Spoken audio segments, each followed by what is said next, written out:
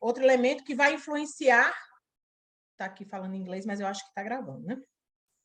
Outro elemento que vai também influenciar é no processo, somente pegando a segunda, no final da segunda, da primeira, dos primeiros 50 anos do século passado, né, em torno aí depois da Primeira Guerra Mundial, né? Então é outro acontecimento no mundo que vai influenciar também os rumos e, sobretudo, essa formação nossa no Brasil.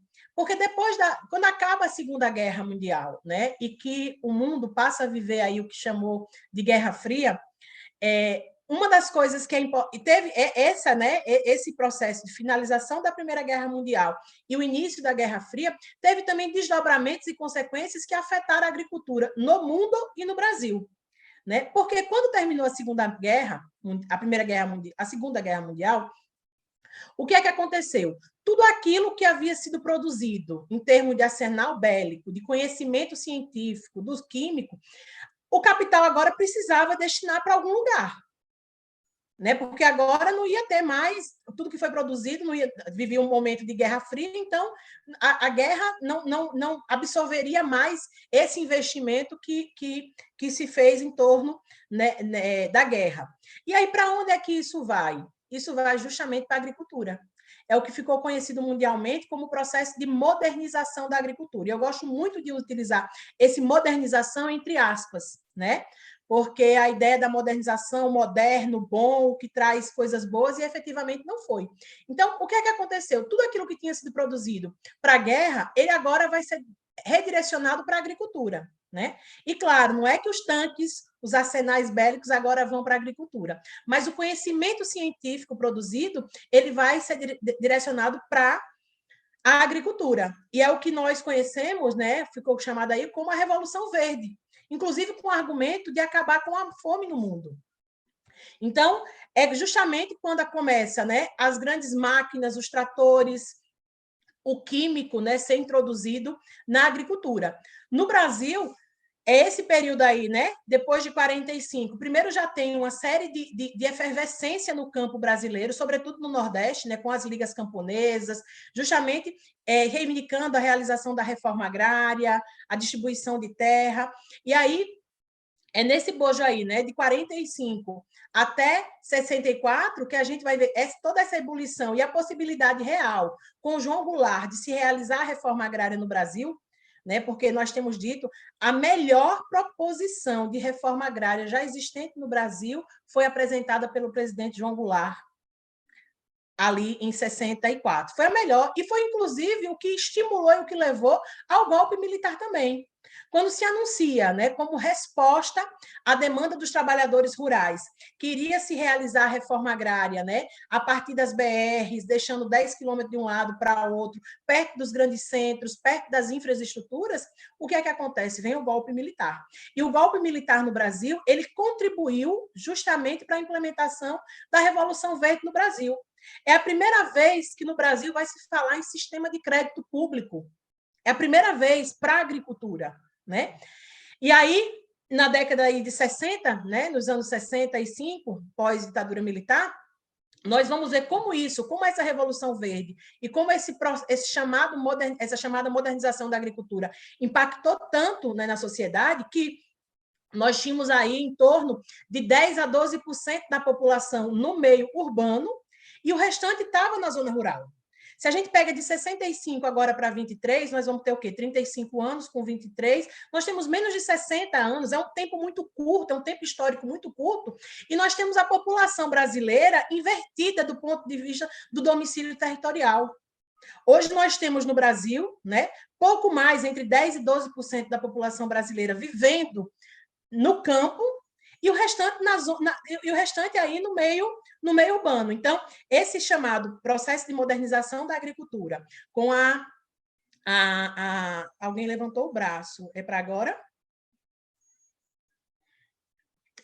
Então, esse processo de chamada modernização da agricultura, que viabilizou a implementação da Revolução Verde com o aval e o apoio, né, do golpe militar de 64, ele produziu o maior êxodo rural já vivenciado na história. Então, a gente vai sair de uma população que está no campo em torno de 88% da população, e a gente chega a 60 anos, menos de 60 anos depois, nós temos essa população invertida, né? E aí vamos ter todo o processo, inclusive, de criminalização, porque anterior à ditadura militar havia uma ebulição no campo, justamente pela demanda, né, pela necessidade e pela luta, reivindicação da reforma agrária. A gente vai ter aí, né, o período da ditadura militar, né? Os dados já apontam mais de 2.000 camponeses e camponesas foram assassinados, né?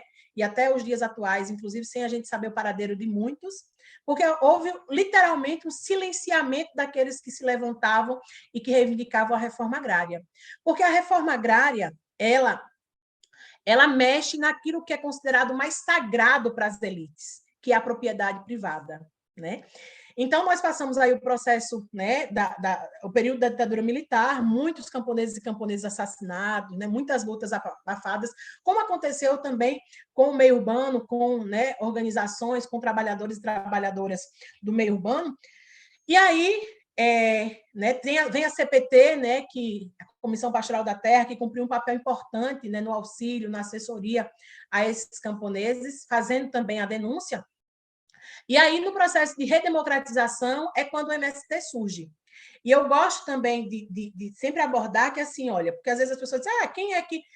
foi um iluminado, né, que disse, hoje eu vou criar o MST, né, alguém que dormiu, acordou iluminado e disse, hoje eu vou criar o MST. Não. O MST, ele é fruto de um problema estrutural da nossa sociedade. Só existe movimento de luta pela moradia porque existe pessoas que não têm casa para morar. E assim também vai para várias outras organizações e segmentos de luta. O movimento o MST surge por quê? Nesse processo de modernização da agricultura, de forçado êxodo rural, vai aparecer, né, com mais ênfase, porque desde a nossa história, o sem terra ele é um sujeito, né? A própria história da abolição, né? A abolição feita por uma princesa, mas que nega o direito à terra a esses trabalhadores. Então, é uma liberdade, mas é uma liberdade apiada, né? Não sei se vocês conhecem o termo, né? Quando diz que um galo, uma galinha está apiada. Então, você amarra uma perna, ele vai até onde você estabelece que é o limite. Assim também foi feito com os negros nesse país, né? Uma falsa liberdade que não garantiu a terra, que era o meio de vida, de existência e de sobrevivência desses negros e negras. Então, o MST vai surgir fruto disso, né? E compreendendo também que dentro desse cenário, o Brasil poderia ter feito o que nós chamamos da reforma agrária clássica. Porque o que é a reforma agrária clássica? A reforma agrária clássica é um modelo de reforma agrária realizado, inclusive, em muitos países desenvolvidos no mundo, e não como parte de uma reivindicação, do atendimento a uma reivindicação dos trabalhadores e trabalhadoras sem terra. Mas a reforma agrária clássica, aonde ela foi realizada como uma demanda e uma necessidade do próprio capital. Porque nesse processo, seja de êxodo rural, seja de mudança, né, do estágio do desenvolvimento do capitalismo para o processo, para o capitalismo industrial, com a urbanização, o próprio capital precisava que uma parcela da sociedade, uma parcela dos camponeses e camponeses, permanecesse no campo, para cumprir duas funções que ele tinha necessidade. A primeira função precisava ter gente no campo produzindo comida para alimentar quem estava na cidade, nesse processo crescente de urbanização. E a segunda tarefa, que era a tarefa de produzir a matéria-prima para alimentar a indústria que estava crescendo. Né? Vamos pegar aí a indústria têxtil. Se não tiver gente produzindo algodão no campo, não tem como a indústria têxtil se desenvolver. Então, a reforma agrária clássica, ela era uma necessidade do próprio capital. As elites brasileiras, né, de tão conservadora e ignorante que são, elas não realizaram a reforma agrária. E há, inclusive, intelectuais que dizem assim, olha, o Brasil tem a façanha de não ter realizado a reforma agrária nem aos moldes clássicos, e, no entanto, ter passado, né, de um estágio de desenvolvimento do capital para outro. De fato, isso é verdade, nós não realizamos. né? Efetivamente, no Brasil, nós temos política de assentamentos, fruto da luta, da pressão dos movimentos sociais organizados. No entanto, nós não tivemos uma reforma agrária enquanto uma política de Estado que efetivamente alterou a estrutura fundiária do nosso país. Isso é verdade. Qual é a grande questão e a grande contradição desse processo?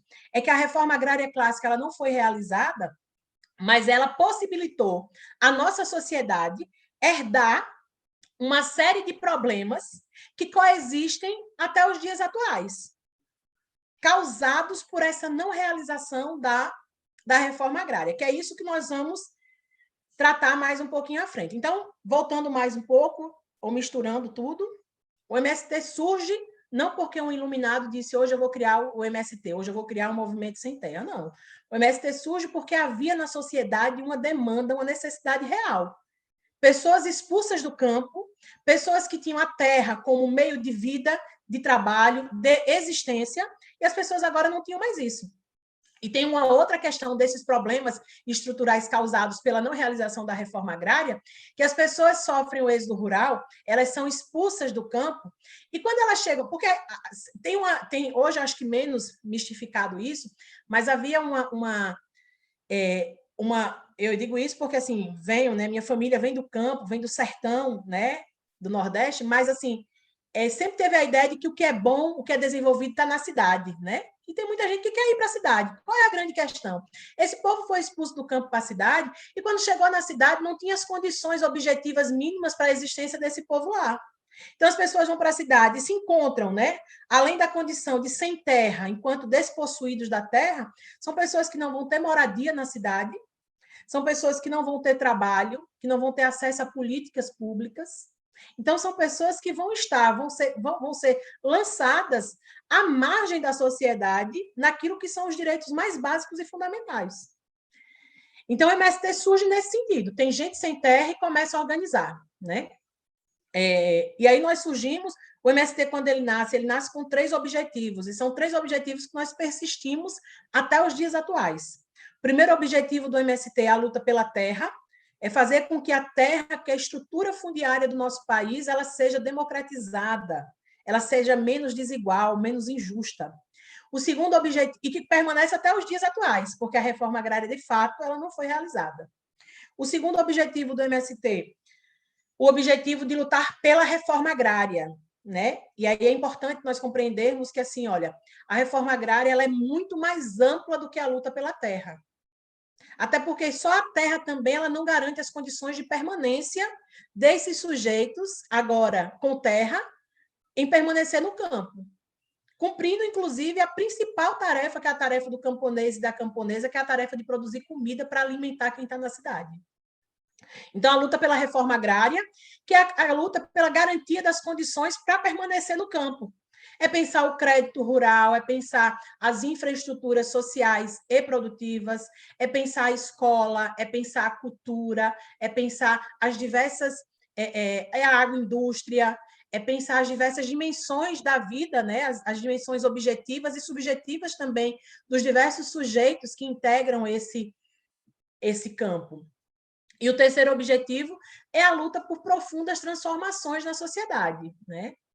Nós não podemos conceber ou naturalizar que uma sociedade onde nós temos irmãos que passam fome todos os dias seja normal, seja natural. Então, o MST surge com esses 3 objetivos. Num primeiro momento, né, do nosso nascedouro, o enfrentamento direto é ao latifúndio improdutivo, né? Assim, são essas grandes extensões improdutivas que vão ser o cenário principal de atuação do MST.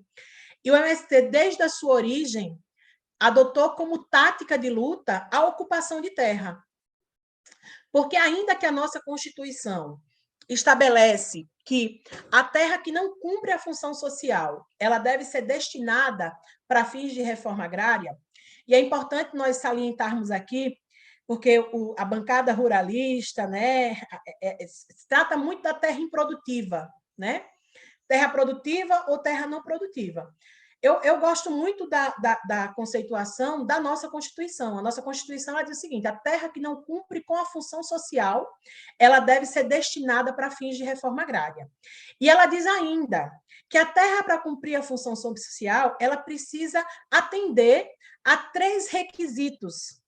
E ela diz que esses 3 requisitos precisam ser atendidos concomitantemente. Foi a primeira vez na vida que eu ouvi esse termo, né?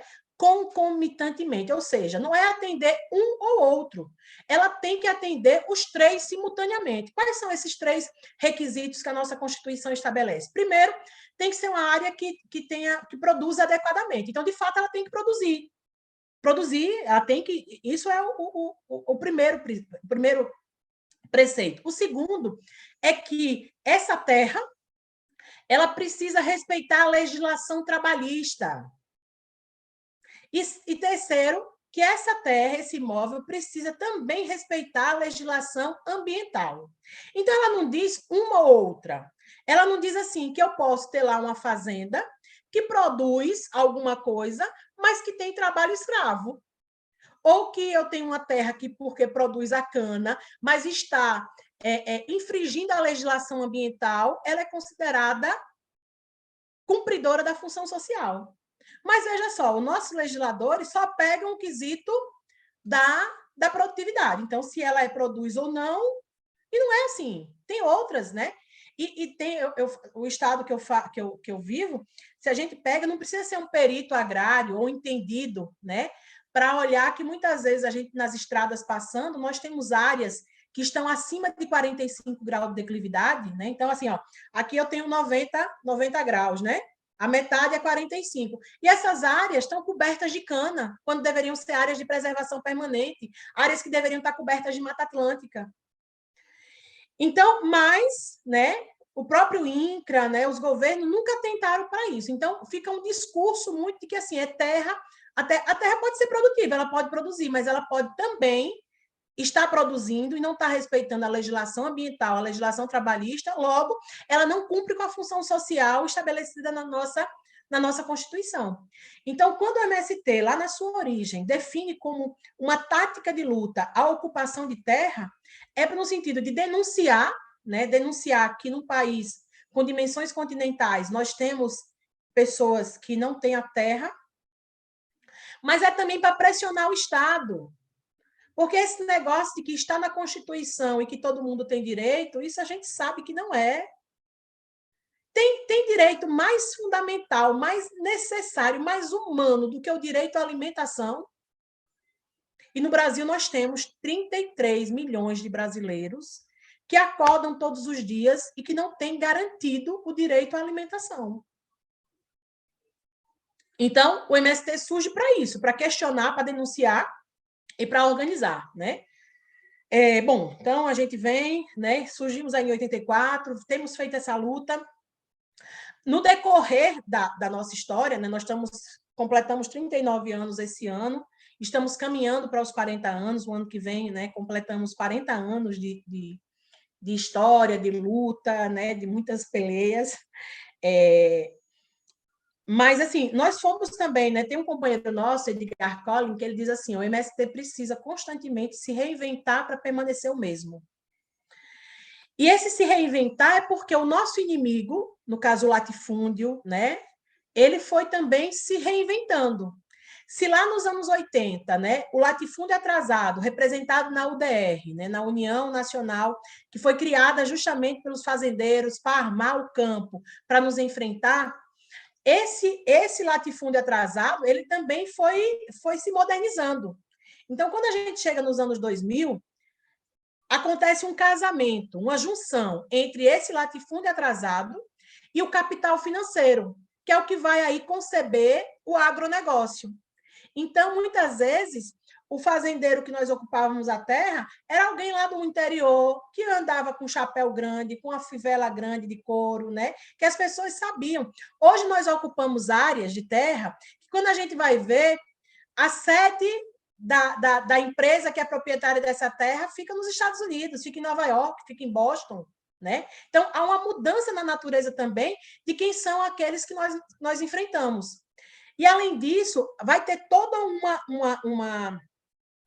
uma construção de que esse agronegócio, né, que é esse modelo de agricultura que tem padronizado a agricultura em todo o mundo, que tem destruído a soberania alimentar dos povos, que tem padronizado a alimentação, que tem usado intensivamente agrotóxico, que tem produzido a violência no campo, esse setor, ele vai, né, aí nesse período a partir de 2000, quando ele vai se estruturando no Brasil, ele vai fazer um movimento de sequestro do Estado brasileiro.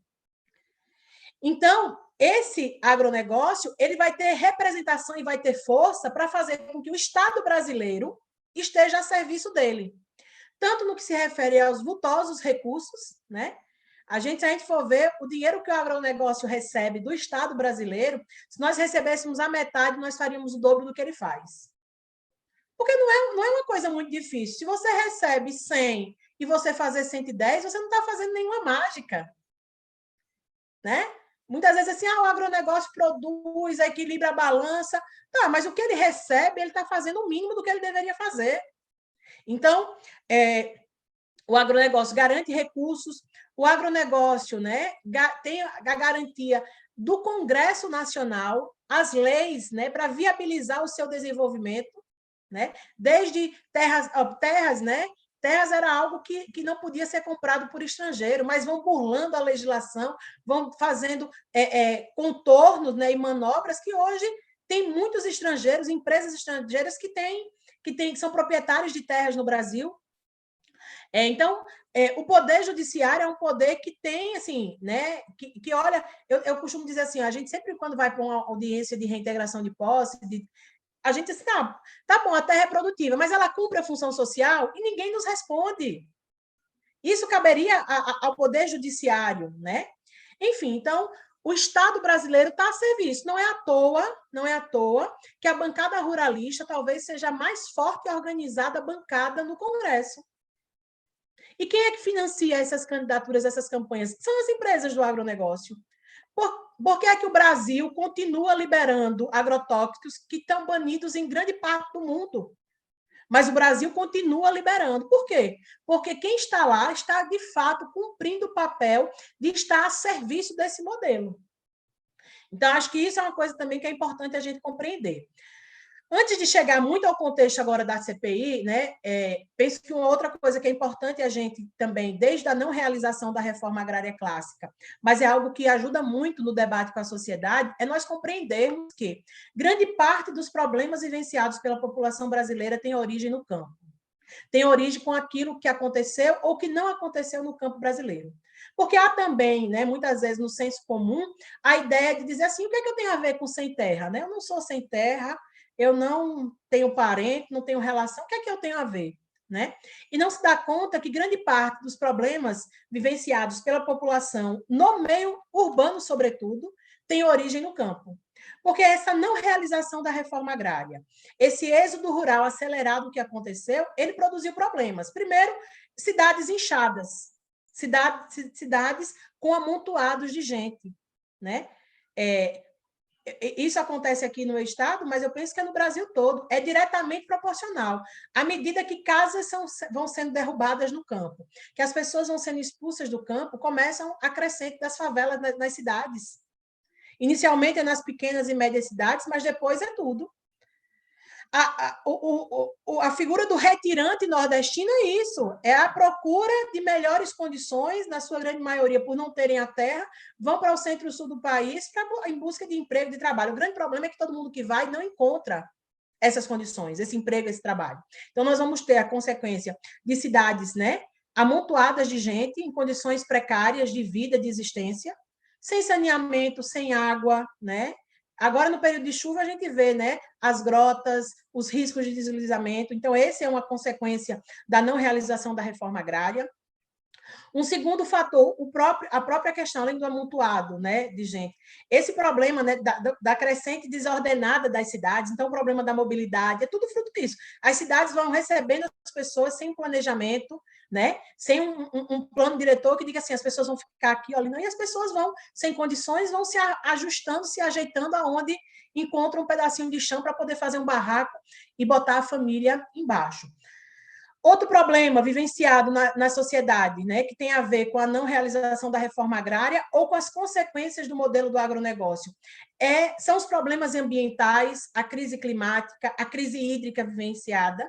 Nos últimos anos, a gente via São Paulo, o povo dizer que não tinha água em casa. Qual é a questão? Onde é que estão as nascentes? Onde é que estão os rios? A grande maioria estão no campo. E o que é que o agronegócio faz? Destrói, contamina, desmata, isso seca os cursos d'água, isso seca, né, as nossas fontes de abastecimento do lençol freático. Então, veja só, uma crise hídrica vivenciada na cidade de São Paulo tem uma relação direta com a não realização da reforma agrária, mas as pessoas nem sempre conseguem fazer esse link, essa relação. O aquecimento global, né? Ou essa coisa assim, mudança. Antes a gente sabia, ó, de 19 de março, choveu, é o dia de plantar o milho por São João. As pessoas hoje não têm mais isso, porque chove quando não é para chover, né? Ou chove demais em um determinado lugar. Imagine, quando é que a gente imaginava, a gente internamente no movimento esses dias discutindo, a questão da irrigação. Sempre foi uma pauta do Nordeste, né? Do semiárido, do sertão. Hoje nós temos que discutir irrigação para o Rio Grande do Sul. E não é um fenômeno natural. É isso que é uma consequência da ação humana sobre os bens comuns da natureza, né? Então, amontoado de gente, as questões ambientais e o desequilíbrio ambiental que botam em risco a possibilidade de existência humana lá para frente, né? Se em outros tempos as grandes guerras eram em torno do petróleo, hoje vai ser, a tendência daqui para frente vai ser em torno da água, né? Nós temos acesso à água, mesmo tendo muitas vezes problema de chegar água na torneira por alguns dias, mas nós temos água. Tem muitos países que não têm o acesso à água como nós temos. Então, as questões ambientais, a questão da fome tem uma relação direta também, né, com o modelo de agricultura.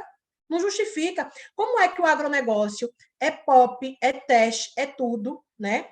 Se diz aí, olha, ser um grande contribuidor para o país, no que se refere à balança comercial, o maior produtor agrícola no mundo, e nós temos 33 milhões de brasileiros e brasileiras passando fome. O que é que justifica isso? Como é que um modelo é exemplo para o mundo e ele produz, porque ele produz a fome no nosso país? Pega aí na pandemia, quando o preço do arroz estava em alta, o dólar estava em alta, veja o que é que aconteceu. Tinha preocupação se o povo brasileiro precisava comer arroz?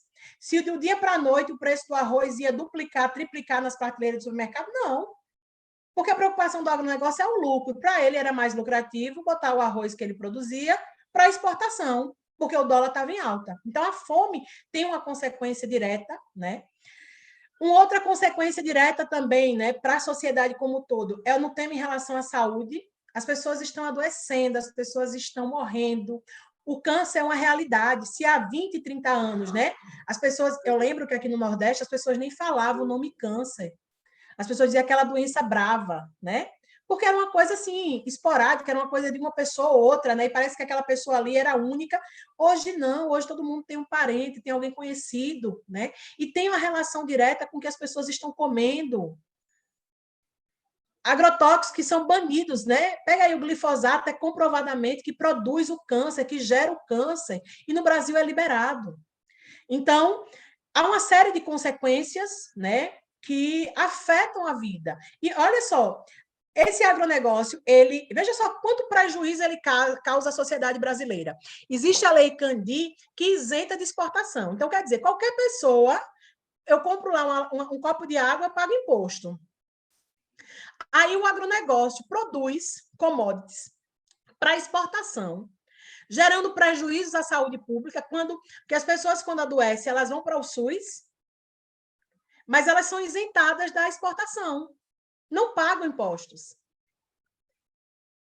Há vários estados que têm leis que isentam quem revende agrotóxico de pagar imposto.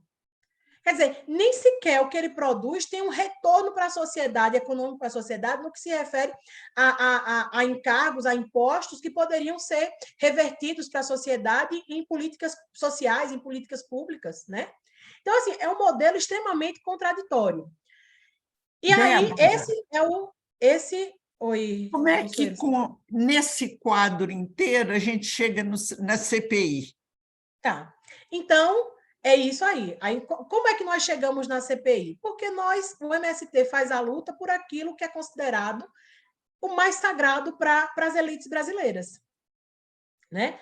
A gente chega a uma CPI, primeiro porque a gente tem aí, né, também dos últimos 6 anos pós-golpe, né, contra a presidenta Dilma e o povo brasileiro, foi criado, né, o cenário, o contexto favorável para isso. Então, nós, depois do ano passado, nós conseguimos derrotar o Bolsonaro nas urnas, mas nós não conseguimos derrotar o bolsonarismo, nós não conseguimos derrotar o fascismo, muito pelo contrário. E nós vamos ter um Congresso ainda mais conservador do que o anterior. Então, a mesma sociedade que majoritariamente, né, elegeu Lula é a mesma sociedade que elegeu uma bancada ruralista e um Congresso extremamente conservador. E aí, frente a isso, né, é que esse conservadorismo que está expresso no Congresso Nacional, ele garantiu as condições de apresentar, de propor, né, uma CPI. Não foi difícil, porque eles conseguiriam muito mais, coletar muito mais assinaturas que seriam necessárias para a instalação da CPI. Ao nosso ver, né, é uma CPI que tem, claro, a intenção de criminalizar o MST, porque eles já tentaram. As tentativas de criminalização do MST, elas vêm de longas datas. E isso é contra o MST hoje, mas isso foi contra todos aqueles que resolveram se organizar e fazer luta. Zumbi hoje é tido um herói, né, em nome da luta pela terra, em nome da liberdade, mas Zumbi foi capturado, esquartejado e exposto em praça pública, inclusive para servir de exemplo para os outros. Está vendo? Olha, querem seguir esse daí, olha o que acontece com ele, né? Então, tem o objetivo também de criminalizar o MST, de deslegitimar, porque é um debate, inclusive, que hoje está na sociedade. Mesmo a classe média pode não gostar do MST, mas a classe média quer comer comida saudável. E ela pode pagar por isso. Ela pode pagar. Então, não gosto do MST, mas eu quero, né? Tem setores da classe média, mas eu quero comer comida saudável.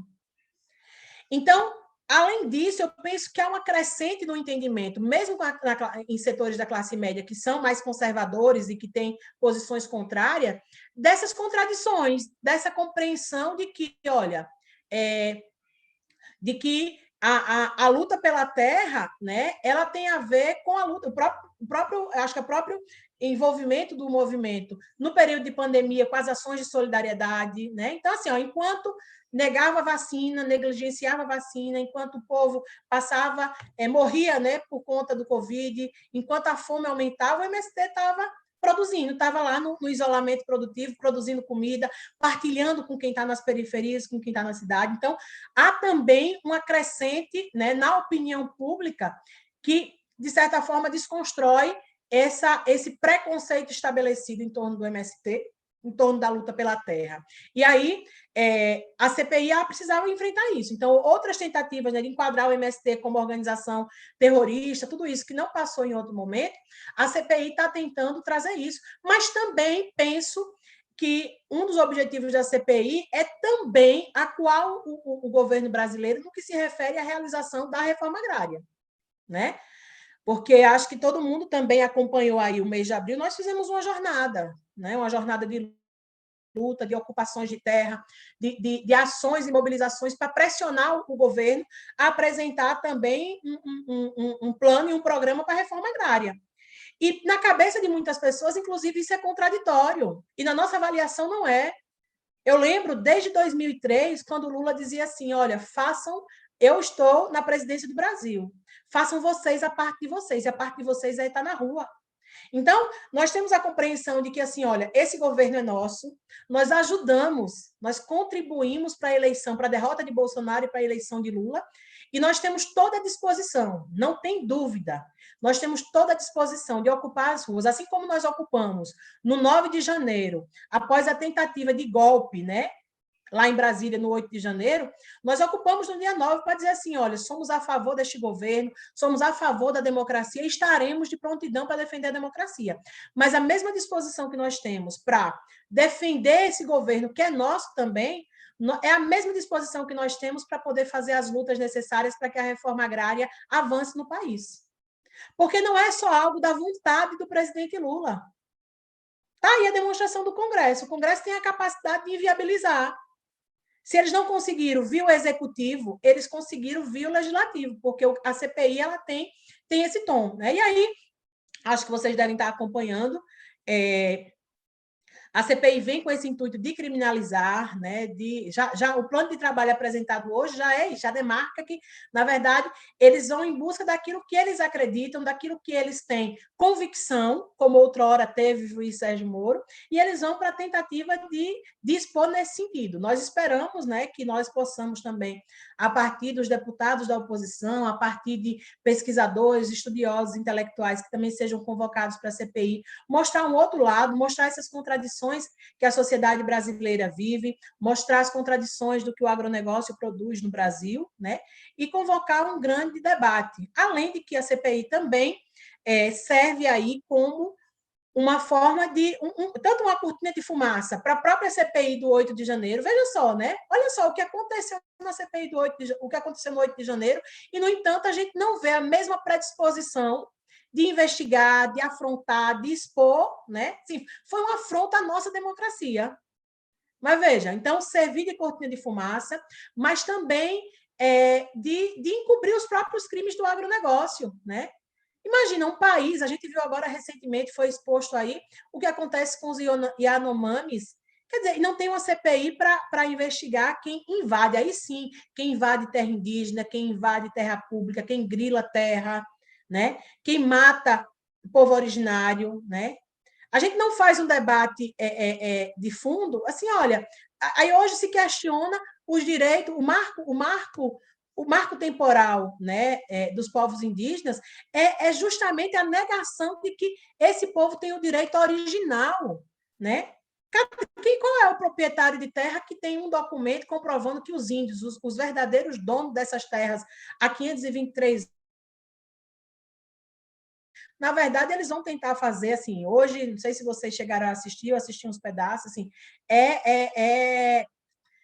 Não é ridículo, porque para mim essa é a essência, né, dessa elite conservadora, essa é a essência, né, do agronegócio, né? A marca, a violência, né, assim, a nossa história ela tem a marca de sangue contra os povos originários, contra os negros, e depois contra a marca de todos aqueles que se colocaram em luta, que se colocaram em organização para a realização da reforma agrária e pela luta por justiça social nesse país. Então, a CPI tem esse intuito, né?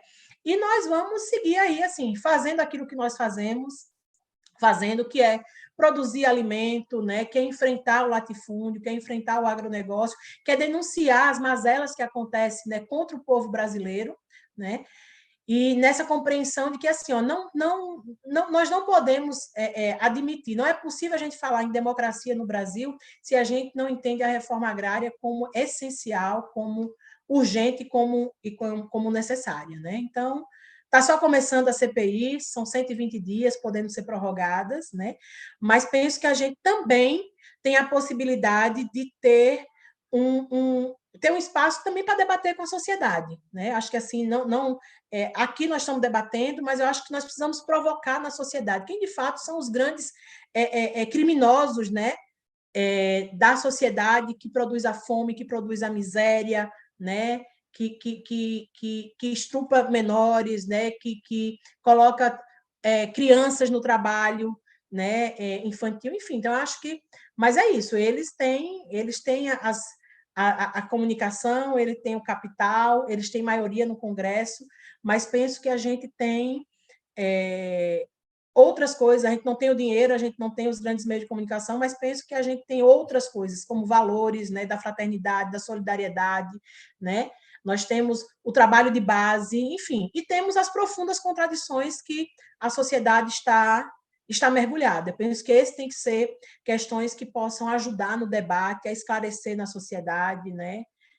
Enfim, nós estamos com várias atividades esse mês de junho, né, de convocar a sociedade, os apoiadores, para visitar os assentamentos e acampamentos, para conhecer, né, para mostrar que na reforma agrária tem seres humanos, tem homens, tem mulheres, tem crianças, idosos, jovens, né, que sonham com a sociedade mais justa, com a sociedade melhor, mas que não ficam só no sonho, se colocam em luta para construir este sonho. Então, acho que é um pouco disso, né? Mas não dá para a gente falar de CPI se a gente não traz todo esse contexto, porque é o que estrutura a nossa formação e é o que possibilita a gente ter um congresso, inclusive que não é de fato, não representa o povo brasileiro, né? Nem em termos de gênero, nem em termos de raça, nem em termos de classe.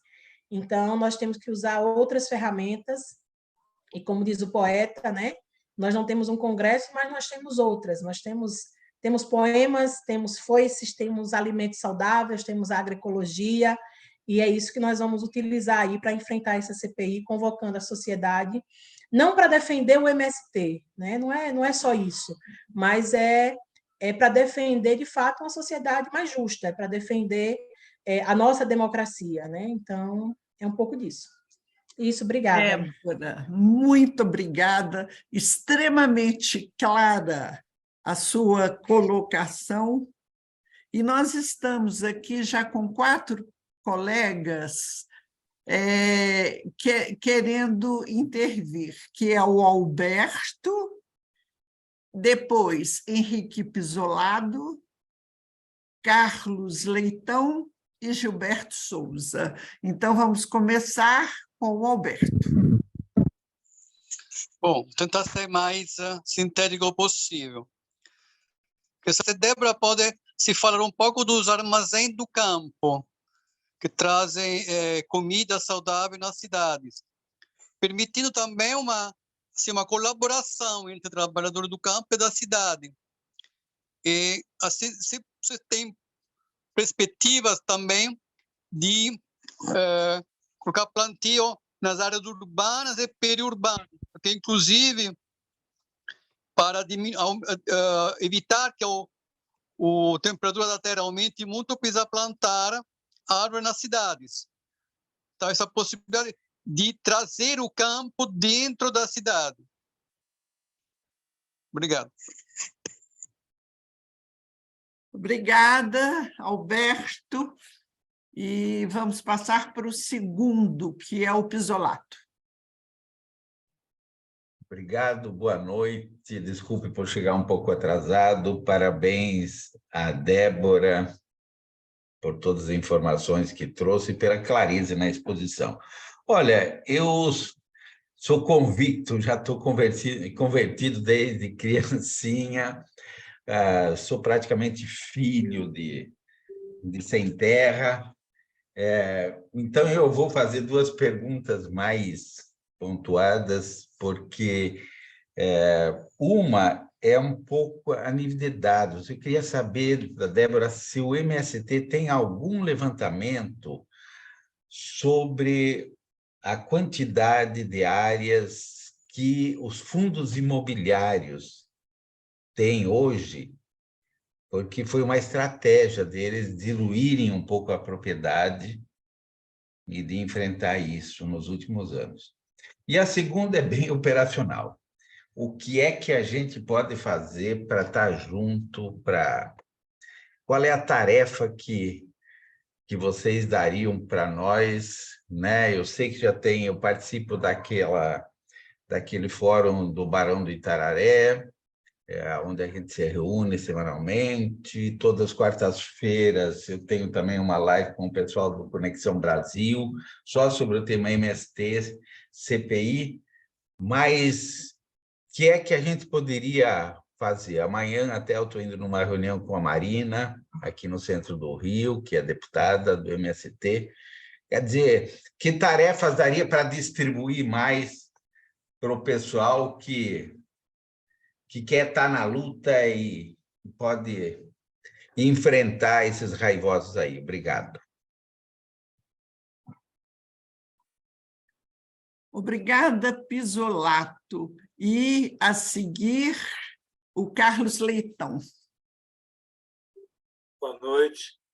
Denise, desculpe, Débora, as minhas questões são basicamente 2.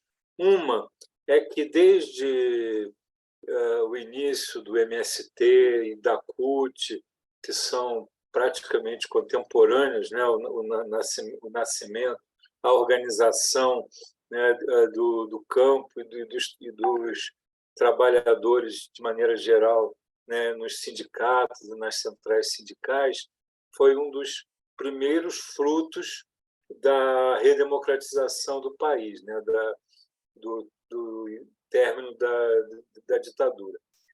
E nós tínhamos aquele refrão, né, nos anos de 1980 e 1990, que não sai reforma agrária sem aliança camponesa e operária.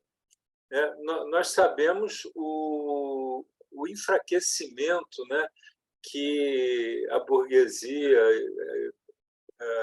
perpetrou, né, em relação aos sindicatos. Então, esse pilar operário, né, ele aparentemente ele está bastante debilitado. E nós vamos precisar demais, né, nesse período agora, durante a CPI, né, e realmente se faça essa ligação campo-cidade, né, para que a voz dos sem terra seja reverberada também pela população das cidades, pelos trabalhadores das cidades. Essa é uma questão. E a outra é que nós sabemos também que quer dizer, pelo menos por notícias, por fatos acontecidos, né, que houve um certo fracionamento, né, do movimento dos trabalhadores rurais sem terra, né? Quer dizer, o MST realmente é o hegemônico, é o que catalisa todo o ódio, né, da direita, né? Tanto que a CPI é contra o MST, mas ou pelo menos houve até recentemente, né, alguns outros movimentos menores e tal, que muitas vezes agem, né, em desacordo com a prática e com a política disseminada, né, pelo MST. Então, a pergunta nesse caso é qual é o risco principal, né, que essa divisão pode trazer nesse momento, né?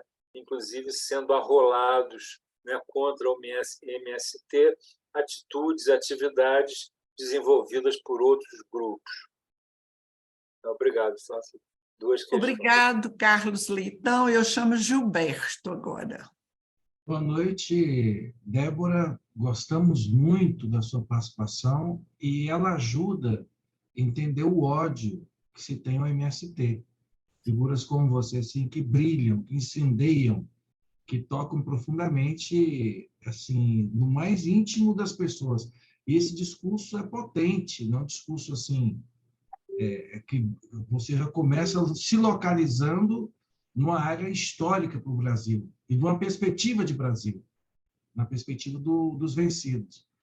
Agora, é interessante a disputa que vai se dar na CPI, é a disputa de hegemonia, de direção política, de valores.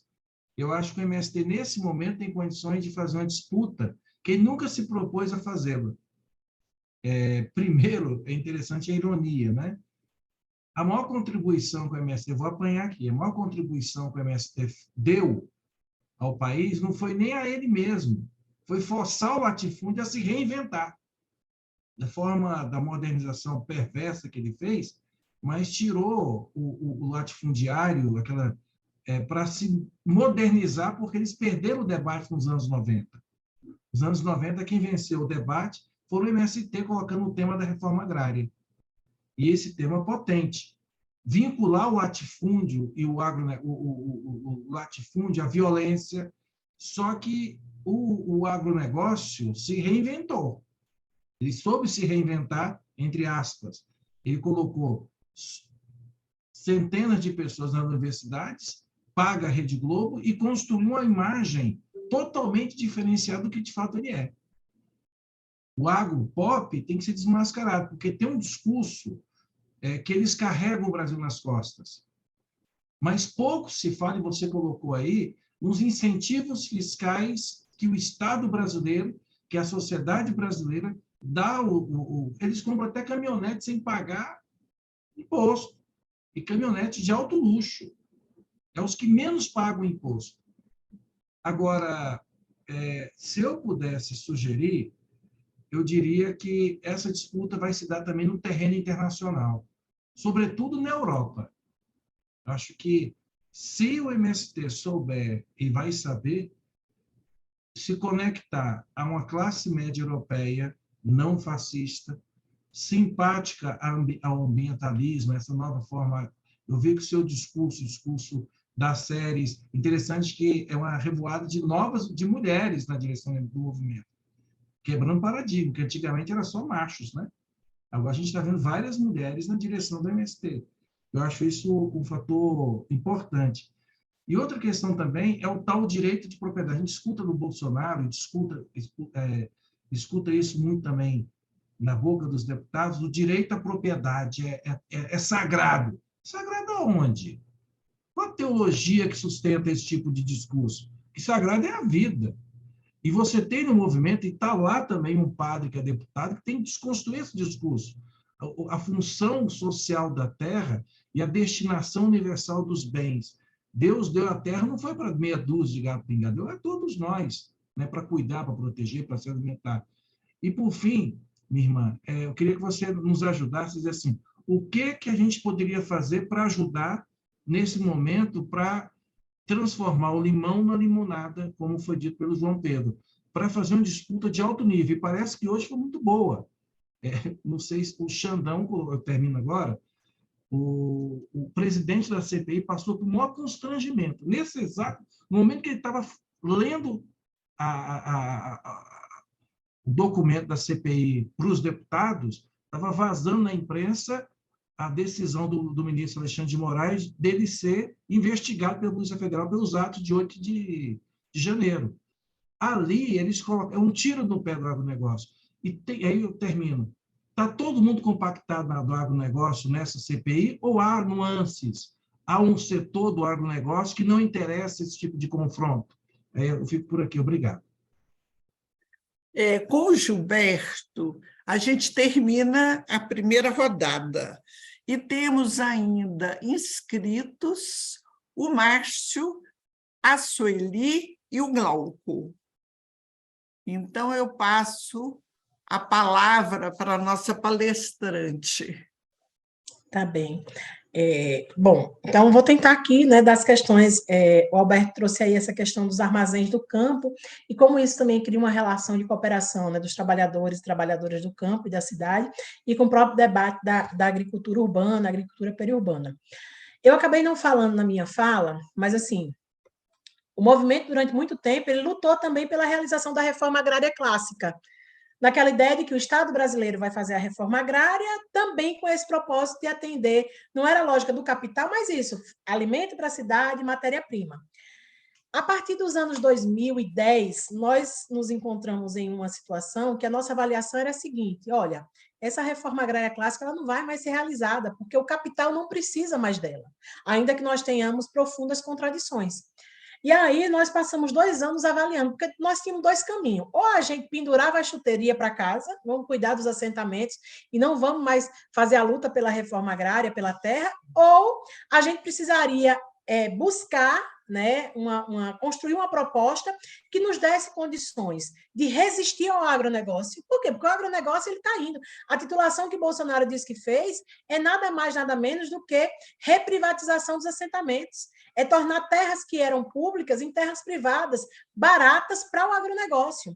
Então, ou a gente precisava apresentar uma proposição que desse as condições aos camponeses e camponesas sem terra resistir e enfrentar o agronegócio.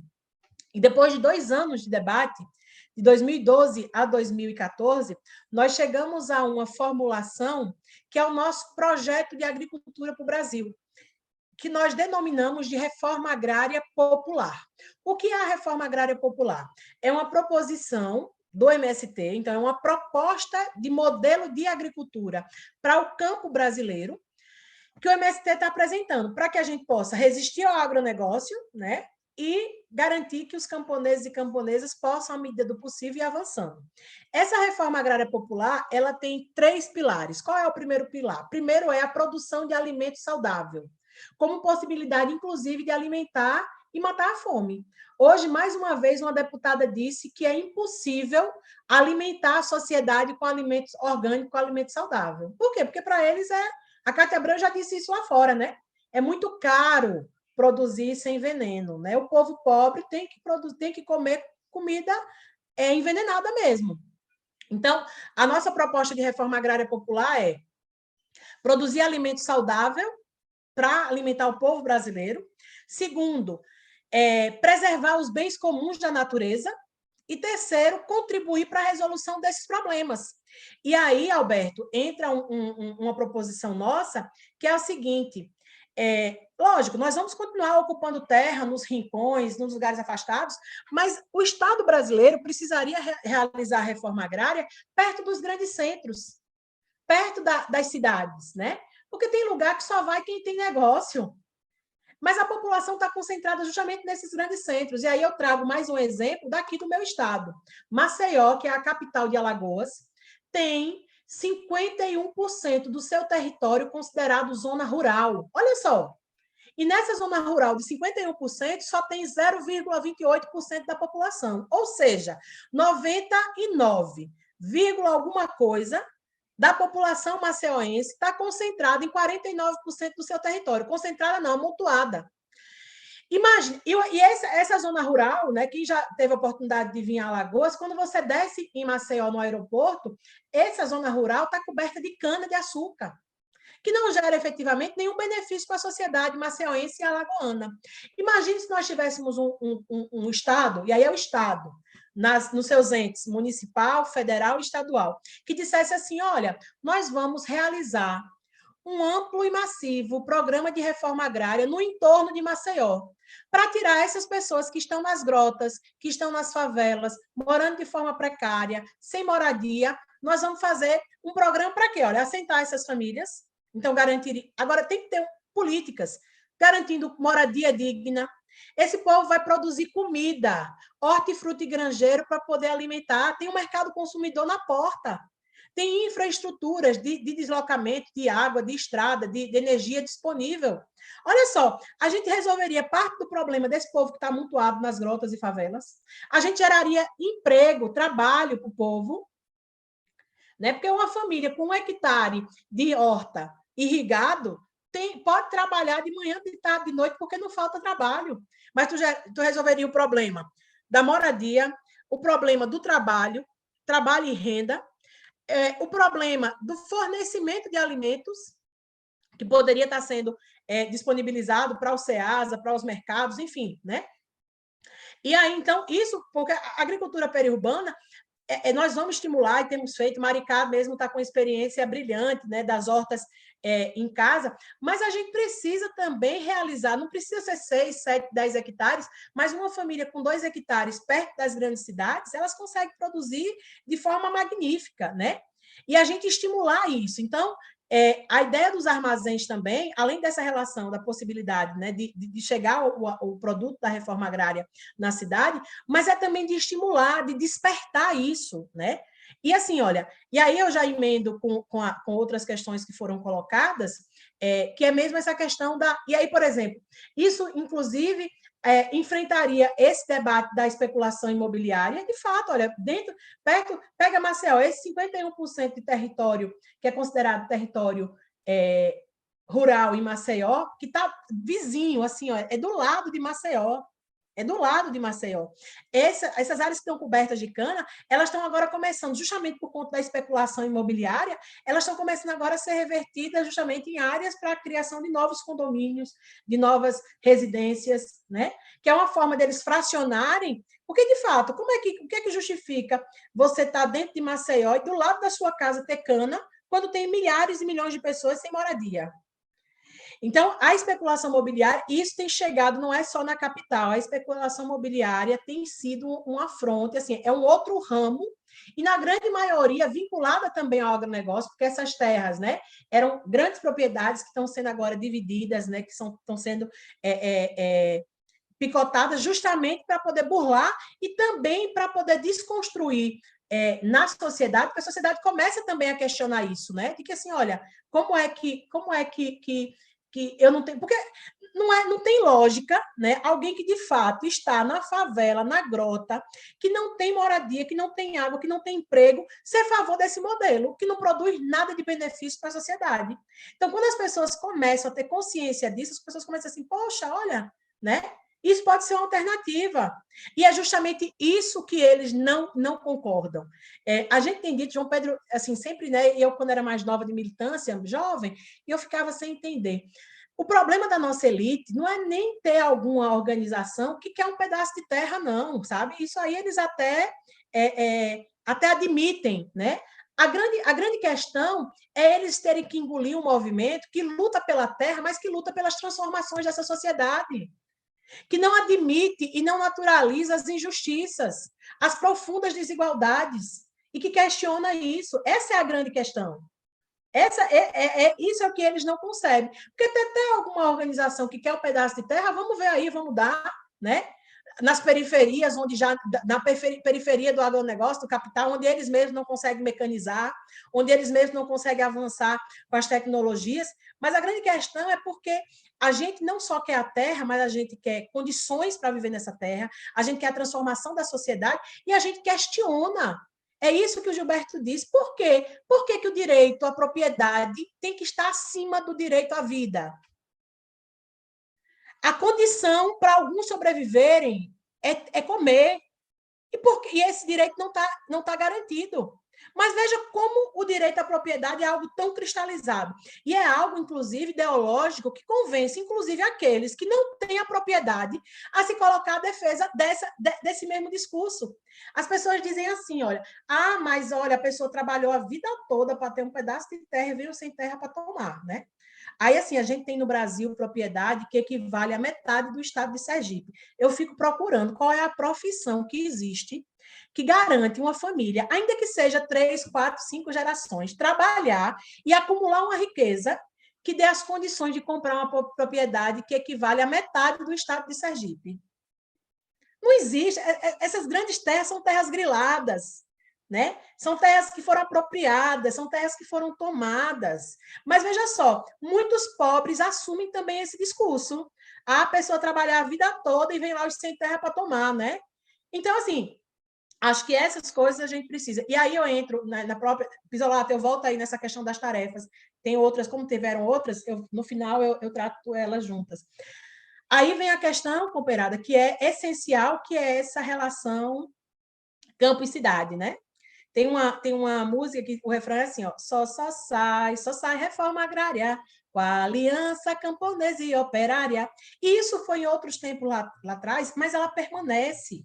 Inclusive hoje, quando nós temos mais de 80% da população morando nas cidades, é essencial que a cidade compreenda, que o meio urbano compreenda o papel da reforma agrária, não apenas para resolver o problema de quem está no campo, mas para resolver problemas da sociedade que estão no meio urbano, né? Então nós não temos dúvida e assim, ó, e temos feito, né? Nós temos feito movimentos também no sentido de ir ao encontro dessa sociedade, né?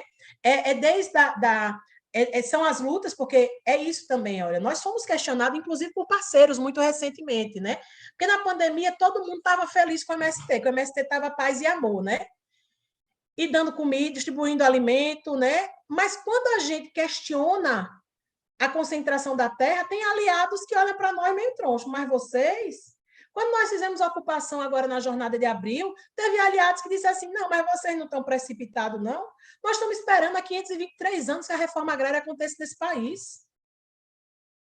E outra, nós não temos o lobby que o Congresso tem, da bancada ruralista, para pressionar o governo, para poder fazer e garantir a sua pauta. A forma que nós aprendemos e que nós temos para pressionar, para exigir a realização da reforma agrária é a luta. Então, nós temos feito, continuando fazendo as lutas, as marchas, as caminhadas, as ocupações, mas uma das coisas que nós temos feito muito também são as feiras. Por quê? Porque as feiras, e eu falo de um estado que foi pioneiro nas feiras. O MST em Alagoas, desde 1999, faz feira uma feira estadual, né? Tem as feiras municipais semanais, mas a gente faz uma feira estadual aos mesmos moldes do que a feira nacional, né? Trazendo as diversas dimensões da vida do campo, é a saúde, é a cultura, é a culinária da terra, né? O jeito sem terra de se organizar, de produzir. Por quê? Porque a feira ela possibilita o estabelecimento de um diálogo que em nenhuma outra ação, dificilmente as pessoas no fechamento de BR elas param para escutar nós, elas estão bravas, né? Numa ocupação de terra também não. Então, a feira é justamente a possibilidade do estabelecimento de um diálogo para dizer o seguinte, olha, nós estamos aqui com alimento saudável, com alimento que é por preço justo para quem produz, mas também com preço justo para quem consome, mas é importante que quem consome esse alimento saudável tenha a compreensão que só é possível ter alimento saudável na mesa do trabalhador e da trabalhadora porque tem um processo anterior de organização e de luta. Os assentamentos, todos eles que nós temos, são fruto de luta. O Estado não fez em cumprimento à Constituição, é fruto da luta, da pressão, da resistência, né? Assentamentos, o meu aqui, ó, eu moro num assentamento ao lado, né? Coisa de 1,5 km, 2. Nós temos um acampamento de 22 anos. E o povo com 12 despejos, com assassinato de pessoas, né? Então, a feira tem sido um pouco esse canal de diálogo, de chegar à sociedade e dizer assim, olha, nós não queremos resolver só o nosso problema, nós queremos ajudar a nossa sociedade, em todos os aspectos, mas isso precisa ser uma construção também de quem está na cidade. Eu tenho dito muito que a reforma agrária é algo que se faz no campo, mas ela necessariamente precisa ser conquistada pela cidade. A cidade precisa entender a importância e a necessidade da reforma agrária, não para os sem terra, mas para a sociedade brasileira. Então, acho que isso é algo que é extremamente necessário, essa relação campo e cidade, e com todos os setores, né? Nós, talvez, durante muito tempo, nós ficamos com o setor das academias, das igrejas, né? Do movimento sindical. A pandemia nos levou para uma relação direta com o povo, com o povão. Eu costumo dizer, a macaxeira aqui nossa, né, que para vocês deve ser o aipim, aipim, né? Aipim, a mandioca. Nosso povo nem quer mais, assim, é uma coisa que você tem tanto que as pessoas nem querem comer. A gente chegava com macaxeira nas periferias, parece que o pessoal estava recebendo carne. Porque assim, a fome era tanta, a necessidade era tanta, né? Então, a pandemia também nos ajudou a essa relação direta com o povão mesmo, né? Lógico, ainda que muitas vezes em articulação, né, com padres, com pastores progressistas, mas indo lá e falando com o povo. E muito numa ação de solidariedade, não era uma ação de caridade, né? Porque a caridade, inclusive, a direita faz. Ainda que seja para descontar dos seus impostos, a direita e a elite faz isso. Mas a solidariedade é a gente, além de partilhar aquilo, não é aquilo que nos sobra, é partilhar o que nós temos, mas é também convocar esse povo, essa sociedade que está recebendo o alimento, a se organizar, a dizer, olha, nós também estivemos em muitos momentos nessa condição, nas periferias, né? Nas estradas, mas a organização para a luta, a organização para a reivindicação, a compreensão de que eu acho que isso também é outra coisa que a direita não engole, sabe? Que a nossa elite não engole. Nós não queremos terra como uma esmola, não. Nós queremos terra porque nós entendemos que a terra é um direito do povo. É um direito daqueles que, inclusive, viveram muito tempo da terra e que foram expulsos. Então, acho que isso é algo também que a direita não engole. E, por fim, essa coisa que o Carlos Leitão traz também, de fato, viu, Carlos? Essa coisa não só do fracionamento, do desvirtuamento, né? Da luta, né? Então, assim, organizações que se perdem, né? Que se perdem no meio do caminho. Isso, assim, digo que isso não dá legitimidade para a direita se agarrar a isso, né? Porque corrupta, irresponsável, desvirtuosa é o que essa elite faz, né?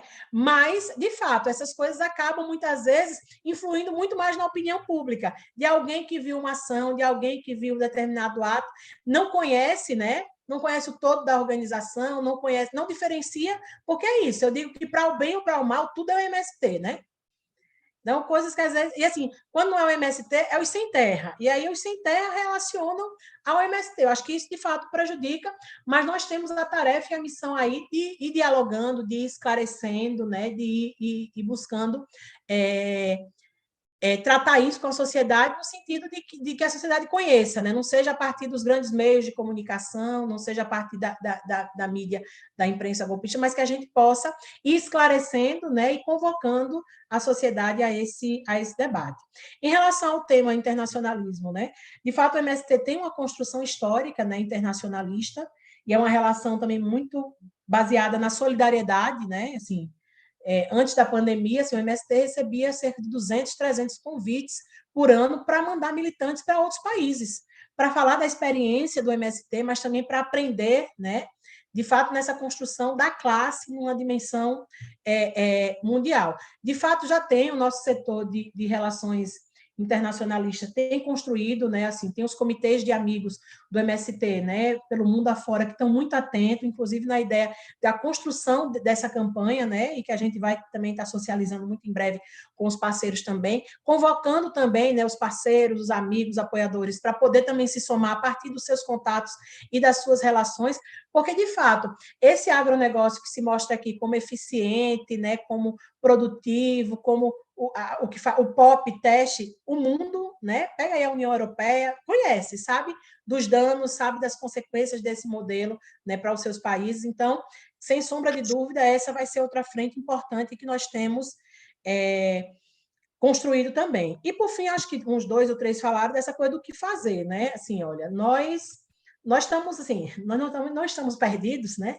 Como já dizia Rosa Luxemburgo, não estamos perdidos, né? E venceremos se não tivermos desaprendido a aprender. Então, assim, ó, nós estamos...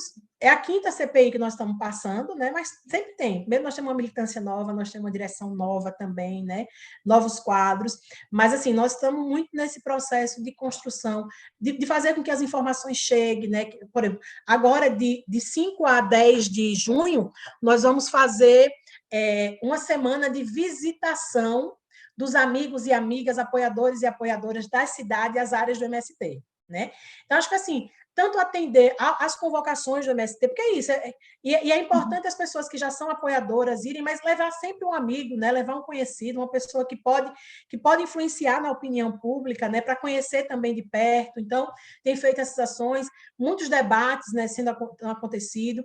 Hoje, né, no Twitter, aí, a juventude, nossa juventude, né, hoje nós fomos lá para os trends, né, então fomos o assunto mais comentado do Twitter, né, tô com o MST. Então, assim, nós temos muita clareza e, assim, e queremos, né, convocá-los também, convocá-las a se somar a isso, às diversas atividades, seja a partir do seu estado, mas seja a partir das articulações mais gerais, né, assim, aqui, acho que Gilberto, mas os demais também têm contatos, aqui alguém falou, né, tem o mandato da Marina lá, enfim, mas o que precisarem de material, o que precisarem também, né, disso mesmo, assim, ó, a gente quer fazer aqui, então como é que a gente se soma, porque é essencial essa coisa. Nós não vamos, nós temos muita clareza. O presidente da CPI não é do nosso campo, o relator não é, a maioria não é. Então, nós vamos ganhar essa CPI nas ruas. Nós vamos ganhar essa CPI, e não vai ser o MST que vai ganhar a CPI. Quem vai ganhar a CPI é o povo, é a sociedade, compreendendo o papel da reforma agrária para a democracia brasileira, a necessidade, quão nocivo o agronegócio é, né? E, de fato, as reais intenções dessa CPI. Então, penso que isso é essencial, assim. Então, se somem, né? Nós talvez não tem um roteirinho aqui para dizer assim, ó, vai ter isso, mas tipo, já tem essa semana aí. Então, na semana, no 5 de junho, que é Dia Mundial do Meio Ambiente, nós queremos fazer um amplo mutirão de plantio de árvores, né? Para dizer assim à sociedade, olha, enquanto o agronegócio desmata, enquanto o agronegócio destrói, nós estamos plantando árvores, e plantar árvore é plantar vida, é resistir, né? Enfim, então, vamos ter muitas coisas acontecendo e queremos muito, né? Já agradeço, mas fico muito feliz de saber que nós podemos contar aqui com os companheiros e companheiras que estão por aqui. Ô, Débora, muito obrigada. E encerrando o nosso encontro de hoje, nós temos 3 pessoas que estão inscritas: Márcio, Sueli e Glauco. Então, a palavra com o Márcio. Débora, parabéns. É sempre maravilhoso ouvir o MST. Eu costumo dizer que vocês que colocam a mão no chão do campo, né, entendem mais sobre a vida no campo, na sua origem e também de uma forma ampla do mundo inteiro, né? Aqui, na realidade, eu só queria, velho que sou, acrescentar lembranças que me trazem a sua fala. Uma, a origem do MST. O nome, se não me engano, era Fazenda Anônima, né? Que a Sueli chegou a defender o MST de processos na época. Outra que me lembra, quando se fala na visita aos assentamentos, eu acho isso aí realmente de uma importância tremenda. Isso porque eu me lembro, antes da aprovação da lei de anistia política, o relator, que era de partido da ditadura, Arena, resolveu visitar os presídios. E, ao sair da última visita aos presídios, onde estavam os presos políticos, perguntaram a ele: Ivaí, então você conversou com os terroristas? E ele disse: não encontrei terroristas, só encontrei idealistas. E aí o repórter, querendo aprofundar mais ainda, disse outra coisa. Você receberia em sua casa algum desses prisioneiros? E o que ele respondeu? Eu receberia na minha casa qualquer um deles, o que não faria com alguns ministros deste governo, isso na época da ditadura. Então, quer dizer, a visita traz o conhecimento. Então, eu acho que essa visita aos assentamentos é uma coisa importantíssima. Outra coisa é quando você fala que o MST foi bem visto quando dava comida, e depois, quando ele questionava, aí já começam a questionar o MST. Eu me lembro do Helder Câmara, que dizia: quando eu dou comida, chamam-me de santo. Quando eu pergunto a razão da fome, chamam-me de comunista. Eram só essas coisas que eu queria lembrar. Obrigado.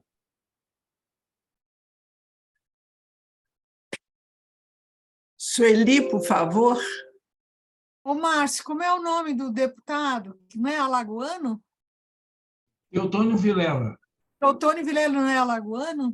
Alagoano, Sueli. Sim, sim. O Menestrel das Alagoas. Alagoano. Com o patriota aí da Débora. Ô, Depois Débora, trocou de lado, viu? ele mudou de lado. Por isso que o Márcio levantou isso, né? Ele se É. converteu vendo o idealismo dos presos. Mas, Débora, eu estou muito feliz de te ouvir. Você não faz ideia. Eu estou emocionada. O Márcio já lembrou, né, da minha participação na Fazenda Nune, e convivi muito com uma outra Nunes, que foi a Roseli Nunes. Num tempo que as mulheres não eram força, nem maioria, nem no movimento, nem na direção local, estadual, nacional. Então, me traz muita emoção ver essa coincidência das Nunes. E aí, nessa emoção de mulheres, né, queria te perguntar um pouco sobre a relação do movimento. Aliás, o movimento não produz só grãos. O movimento produz médicos, professores, agrônomos. Acho que o Brasil já tem uma dívida muito grande com o movimento. Eu lembro das primeiras...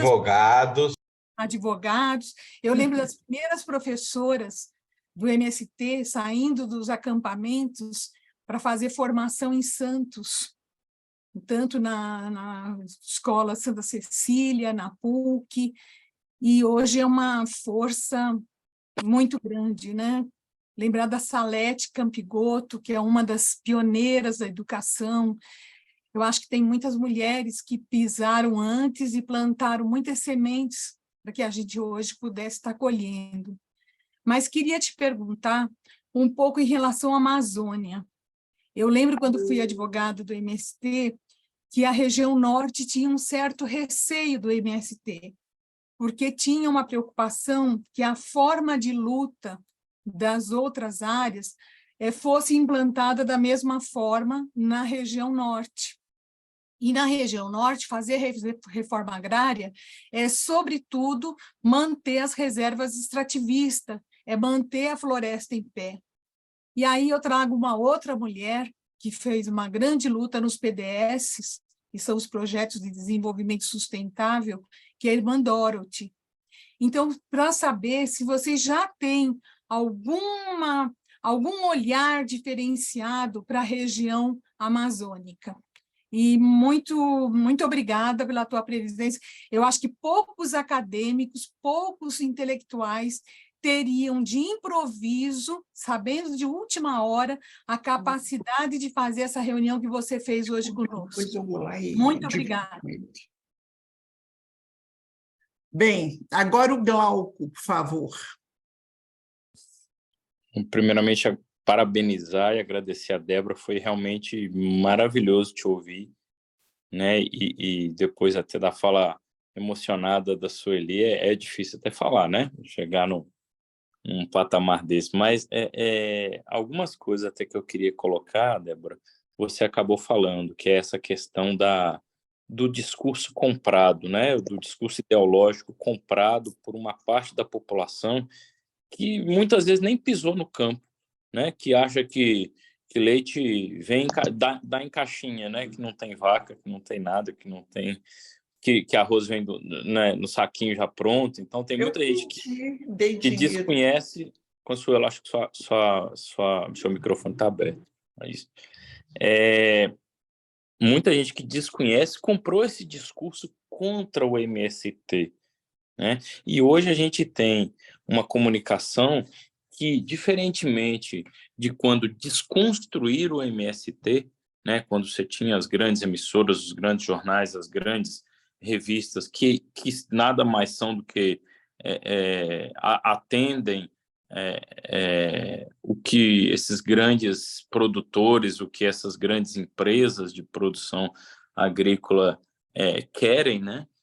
Faziam contra o MST. Hoje você tem uma comunicação muito capilar, né, em redes sociais. Então eu vi você falar hoje no Twitter que o MST é trend topics, então isso é excelente, né? Mas assim, eu acho que ainda pode melhorar, né? Até aproveitando a predisposição de ter um governo que é favorável ao MST, né? Então, o MST comunicar com maior facilidade com a população, principalmente com essa classe média ávida por consumir os produtos do MST, só que ela às vezes nem sabe que são do MST ou que o MST é um dos maiores produtores disso.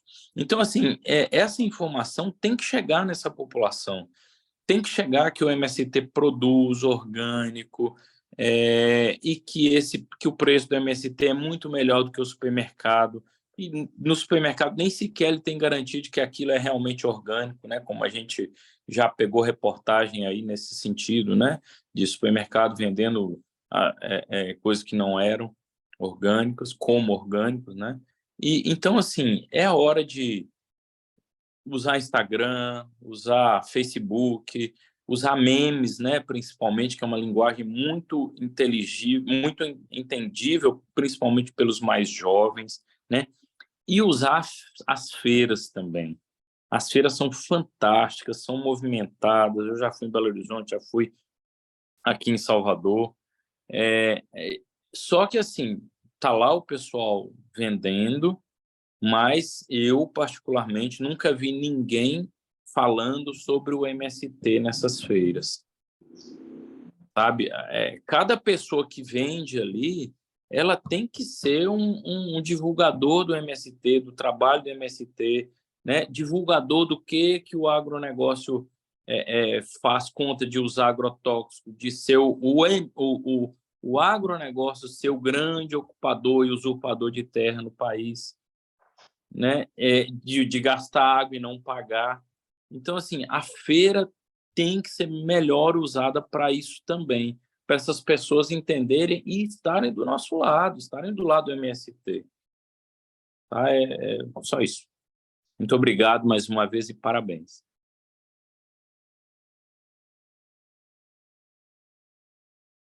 Consuelo, seu microfone está fechado agora. Eu volto agora a palavra para a nossa palestrante. Tá bem.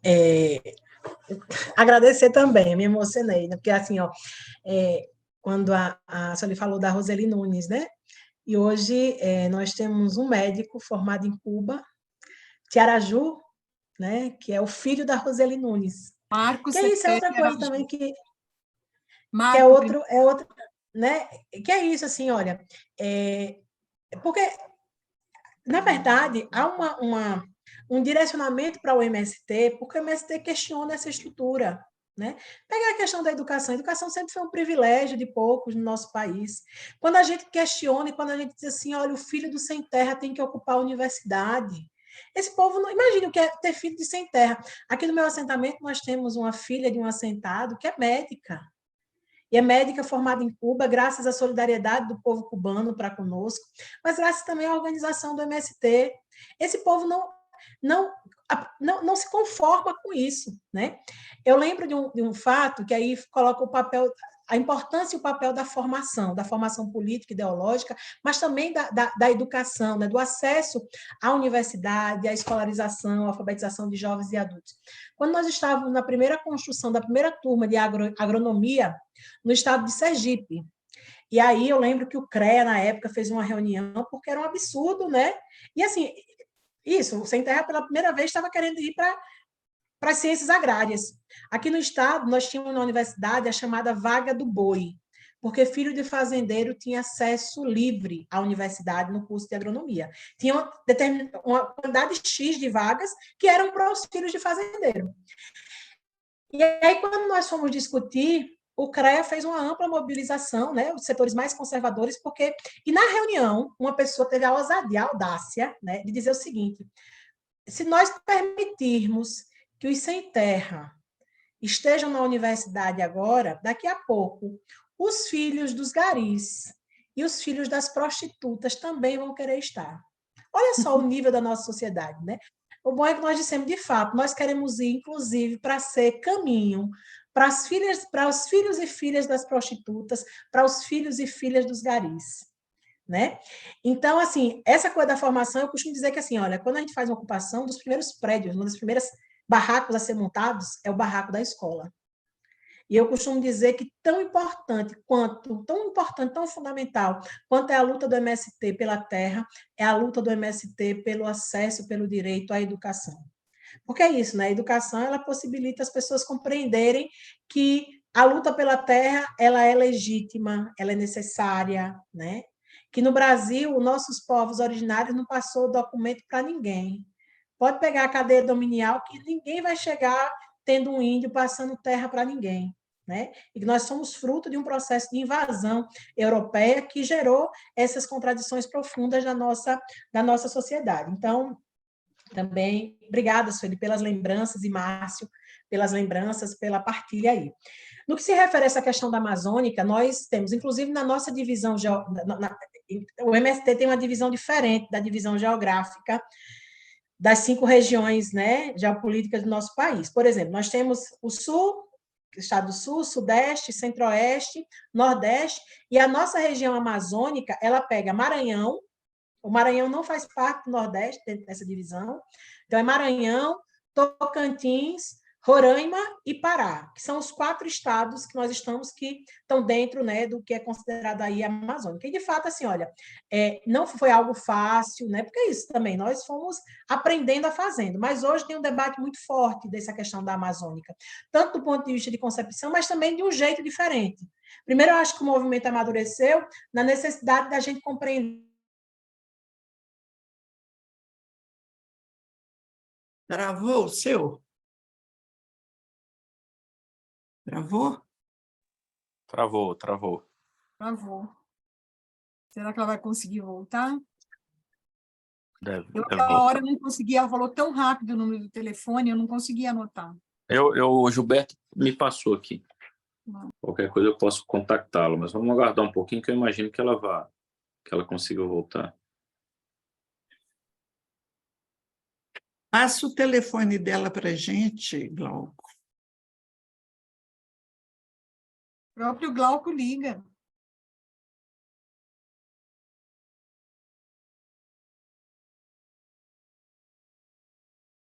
Eu passei, Consuelo, para você e para o Glauco.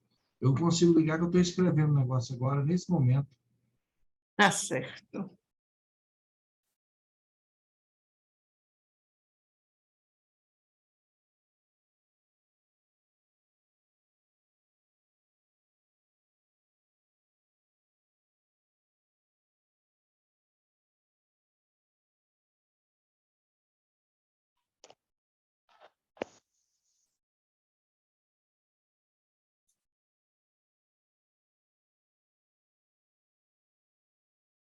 Pessoal, enquanto ela não volta, só agradecer a disponibilidade do Tadeu, que prontamente aceitou fazer um pouco a apresentação do que foi a agenda do Lula lá no encontro em Hiroshima, se o MST não conseguisse uma substituição das séries.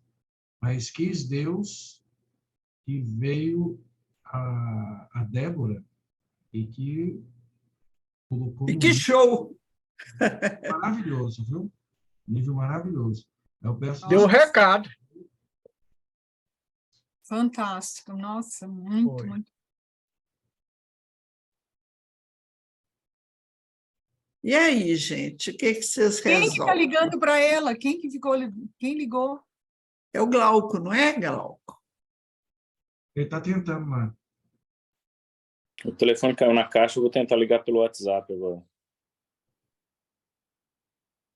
Enquanto isso, a gente está aqui aguardando. O Márcio comendo. E a semana que vem já tem tema, Gilberto? Já tem tema e palestrante. O tema, a gente vai para outra CPI.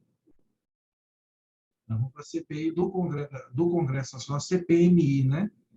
Que vai discutir um pouco o 8 de janeiro, que seria imediatamente depois daquela com o historiador Chico, meu Deus, Teixeira. Só que não deu para compatibilizar a agenda em função do Zé Luiz Fiore. Aí, semana que vem, é o Chico Vigilante, que é presidente da comissão daqui de Brasília, e a gente quer ver como é que a comissão de Brasília antecipa, de alguma maneira, o que poderá acontecer com a CPI em nível federal. E tem muitas informações interessantes.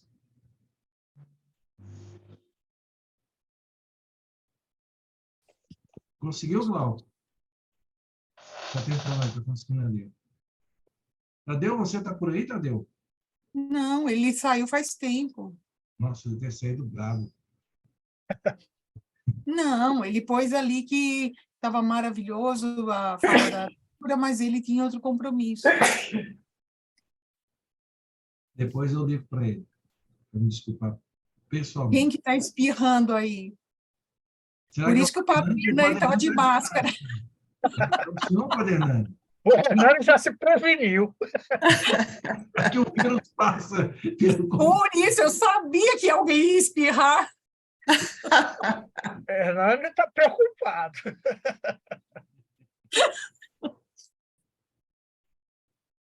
Só um adendo. Eu trabalhei um tempo com o Teotônio Vilela. Nossa! E foi gozado que eu tinha um amigo que tinha o avô dele era ligado ao Teotônio na época de 64. E ele Sim. contava que estava no salão quando o Teotônio entrou e pediu uns homens para o avô dele, para combater os comunistas. Olha só. Anos depois, ele estava sendo radical Na defesa. na defesa da democratização. É. E foi gozado que eu estava no gabinete quando ele saiu e falou que ele pediu umas pesquisas todo mês. Eu fui entregar as pesquisas para ele e ele falou para o chefe de gabinete: estou indo a São Paulo que eu não aguento essas varizes. Porque estava sentindo muita dor na perna. Aí, quando veio a notícia que não era varize, era o câncer no cérebro. Né? Era um câncer no cérebro. Ah, Mas foi interessante a evolução dele. uhum. Depois do câncer, então, ele radicalizou de um jeito que me tinha medo, até no Ulisses Guimarães. Marcelo Lavener, que fazia uma boa descrição dele, né, Márcio? É mesmo, Sueli? Qual era a descrição que ele fazia? Porque eles são alagoanos, ele conhecia essa trajetória aí dele de conversão, né? Foi um negócio impressionante, viu? A Débora já está conosco aí de novo, viu? Opa! Mais uma alagoana. Mas está fechado o microfone. Ô, Débora, olha, Oi, caiu aqui a internet, eu fui reiniciar porque ficava rodando e não entrava. mas que bom que você voltou. Os nossos agradecimentos, tá? Mas ela estava concluindo ainda, Consuelo. Ah, Ela estava é? falando sobre a Amazônia. Então, assim, hoje nós temos, assim, nós inclusive temos feito crítica ao próprio governo, né, porque tem uma padronização de políticas e programa, como se a reforma agrária, como se a agricultura familiar e camponesa fosse igual em todo lugar. Então, hoje, até dentro do nosso, nós estamos em fase de atualização do nosso programa agrário, né, e aí, assim, tem esse capítulo da Amazônia. Lógico, a gente tem olhado para o Cerrado, né, de forma para não achar que tudo tem que ser como é no Sul, que cooperativa tem que ser igual ao Sul. Não, olha, tem outras formas. Inclusive, se nós defendemos essa questão da soberania dos povos, né, precisamos começar pelo nosso chão, né? Nós somos o que somos enquanto país porque nós temos essa diversidade. Então, não podemos padronizar, não podemos achar, né, que a lógica tem que ser a lógica, inclusive, do colonizador, né? Daquele jeito tem que ser, não. Tem outras formas, né? Tem outro jeito. E nós temos discutido muito, né, internamente, assim, a nossa região amazônica tem se debruçado sobre isso, olhar para a região, né, compreender o que significa a reforma agrária naquela região, os enfrentamentos, inclusive, né, porque, assim, do ponto, inclusive, dos enfrentamentos, são enfrentamentos muito mais violentos, são enfrentamentos muito mais... Não é à toa que o massacre de Eldorado dos Carajás acontece no Pará, né? Então, compreender esse território, compreender as múltiplas dimensões do que é a existência naquele território é fundamental, inclusive, para a gente poder se colocar enquanto organização. Os sujeitos e os atores também são muito diversos, né? Então, e para a gente não reproduzir a lógica da colonização, né? Enfim, então, esse tem sido o debate, sim, que nós temos feito e temos buscado acumular, né? Olhar para essa diversidade e entender que nós somos o que somos porque, né, somos essa diversidade. E, por fim, acho que esse aspecto aí, de fato, das linguagens, né? O campo tem... É isso, o campo... Nós temos dito, inclusive, que nós não podemos ficar naquele ideário do campo, né? Tem uma companheira nossa que diz assim, né? O povo quer, porque o INCRA, depois que as pessoas faziam concurso, olha só, estudavam, teve pessoas nossas que foram alfabetizadas, fizeram concurso, né? Hoje ou são merendeiras das escolas, ou são educadoras, enfim. E o INCRA começou, inclusive, a bloquear essas pessoas da condição de beneficiário da reforma agrária. E aí tinha uma companheira nossa que dizia assim, esse povo quer a reforma agrária jeca tatu, o povo sem estudar, sem avançar. Nós temos a compreensão que, inclusive, para a gente poder avançar no debate da sucessão rural, porque o campo tem envelhecido, a nossa juventude não quer, né, não quer permanecer no campo, e não está errada, porque, na verdade, nós precisamos buscar as condições, né, que possibilitem essa juventude estar no campo, assim como os demais sujeitos também, mas atendendo às suas necessidades e às suas expectativas. Para muita gente hoje, o WhatsApp não é só um meio de comunicação, é uma forma de comercialização, é uma forma de diálogo, né? Então, assim, tem outras dimensões da vida da juventude. A juventude quer estudar, mas a juventude hoje quer debater renda. Mas assim, olha, esse negócio só do estudo, eu estou em casa trabalhando com o pai, mas eu quero também discutir renda, né? Então, a gente temos discutido isso, e aí olhar para essas novas linguagens é essencial. Sem sombra de dúvida, uma marcha dialoga, porque quando a gente coloca 2.000, 5.000 sem terra na estrada, caminhando, marchando, a gente causa um impacto visual e a gente dialoga. Mas há outras formas hoje, né? Tem outras formas. Nem todo mundo, pega a nossa juventude, nem todo mundo vai reservar 2 horas do seu dia para estar aqui como vocês, para a gente poder dialogar, bater um papo. A juventude é outra coisa, a juventude hoje escreve pela metade, né? Eu tenho um filho de 22 anos que às vezes ele manda as coisas, o que é isso? Bota uma tradução, né?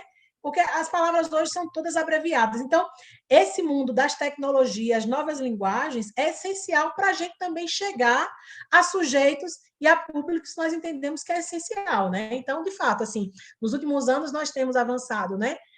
nessa coisa do Instagram, né? Eu criei um Instagram, nunca fiz uma publicação, nem sei fazer, né? Mas eu criei um Instagram porque precisava participar de uma live pelo Instagram. Mas já o Twitter, né? Assim, nós somos as pessoas dizem, não, é importante ter posicionamentos, né? E não seja posicionamento de um. Então a gente está indo, mas concordo, assim, a gente tem se desafiado a ocupar as redes, as diversas tecnologias, né? E colocar isso a serviço também desse debate, a serviço do nosso projeto, a serviço dessa construção que nós entendemos ser mais ampla, né? Mais amplo e que possibilita o acesso a muitas pessoas. Nós vamos fazer essa semana de visitação, mas sem sombra de dúvida, não vai ir a quantidade de pessoas que muitas vezes nos encontram, que se encontram conosco no Instagram, no Twitter, né? Não fomos ainda, mas vamos arriscar e já vi sugestão para o TikTok, né? Enfim, acho que os tempos exigem também, né?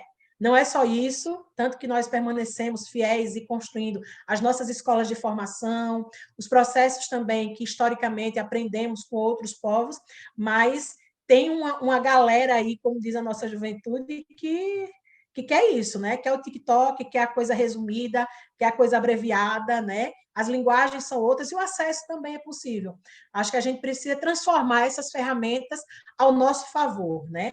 Aquilo, assim, transformá-las e colocá-las a serviço dos nossos propósitos, né? E seguir ocupando, né? Ocupando terra, ocupando as ruas, mas ocupando as redes também. Tem sido um desafio para o MST. Para nós, assim, nem todo mundo, porque o camponês, né? Tem gente que não quer acordo, né, com essas novas tecnologias, mas a gente tem uma turma grande que entende, que está ocupando e que também está fazendo o diálogo aí com a sociedade através desses meios. Obrigada, viu? Quero agradecê-los também pelo tempo. Vocês viram, né, que eu não tomei água só de janeiro, né? Minha avó estava certa, eu tomei água do ano inteiro. Meu companheiro aqui já perguntou, era uma reunião ou era só uma palestra sua? Que eu só vejo você falar. Ô, Débora, muito obrigada, tá? Nossa gratidão pelas suas colocações tão boas, tão pertinentes e capazes de nos dar uma orientação de vida. A gente sempre termina com uma poesia. Essa chama Latifúndio. Terras públicas escrituradas nas cercas, carimbadas com sangue, violência e posses. Quem o sagrou grileiro, senão o descalabro subserviente, alucinadamente cego, surtado na erosão de valores? Quem lhe passou o direito de um povo? Dona, quem cuida, preserva, abriga feras, pássaros, flores e cantos, entre peias, teias e sonhos. Dono é quem cuida, o guardião da vida em missão de ofertório, dádiva às gerações futuras. Dono é apenas quem cuida. Muito obrigada, viu? Obrigada a vocês, obrigada, viu? Gratidão pela partilha, viu? Obrigado, Débora. Um abraço, nos encontramos por aí. Obrigado, Débora, Cláudia. Obrigada. Fiquem com Deus. Tchau. Uma boa noite para todos. Boa noite, boa semana. Profetiza, juíza, a terra de Canaã. Valeu, gente. Obrigado. Boa noite.